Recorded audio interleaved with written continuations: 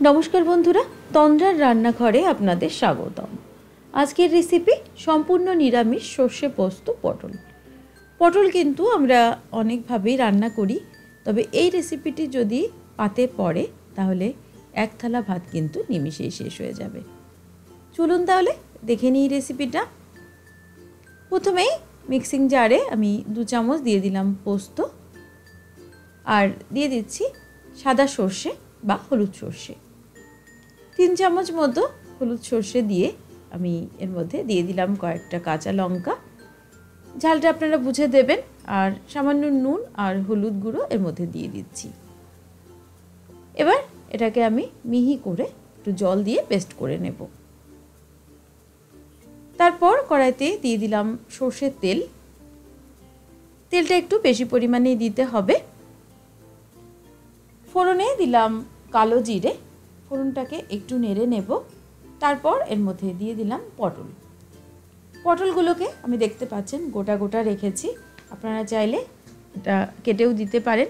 एकटु एकटु करे खोसा रेखे आमी किन्तु एभाবে केटे निয়েছি।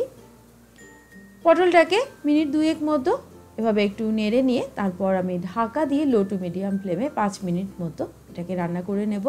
एते करे पटलटा एकटु नरम हो जाए और एटा भाजतेও बेशी सुविधा হয়। ए पर्याये आमी किन्तु पटलटाके खूब भालो करे भेजे नेब एकदमই लालचे करे। देखते पाच्छेन पटलटा भाजते भाजते पटलेर कालारटा चेंज हो गेছে। ए पर्याये आमी बेटे राखा जेই পোস্ত আর সরষেটা বেটে রেখেছিলাম সেটার মধ্যে দিয়ে দিলাম। মিক্সিং জারটা ধুয়ে আমি আরও কিছুটা পরিমাণ জল দিয়ে দেব। খুব বেশি জল কিন্তু এর মধ্যে দেওয়ার প্রয়োজন নেই, কারণ কি এই রেসিপিটি কিন্তু আমি একটু মাখা মাখাই বানাবো আর এই ধরনের রেসিপি একটু মাখা মাখা খেতেই ভালো লাগে। হাতে করে একটু চিনি দিয়ে দিলাম, খুব সামান্য পরিমাণ, আপনারা যদি না চান নাও দিতে পারেন। ঢাকা দিয়ে লো টু মিডিয়াম ফ্লেমে 5 মিনিট মতো রান্না করে নিলাম। দেখতে পাচ্ছেন এতে করে ঝোলটা কিন্তু অনেকটাই শুকিয়ে গেছে, যেহেতু আমি জলটা একটু কম পরিমাণেই দিয়েছিলাম। সব শেষে এর মধ্যে আমি একটু কাঁচা সরষের তেল দিয়ে দেব। সরষে পোস্ত যদি এভাবে রান্না করা যায় একটু কাঁচা সরষের তেল দিয়ে খেতে খুবই ভালো লাগে।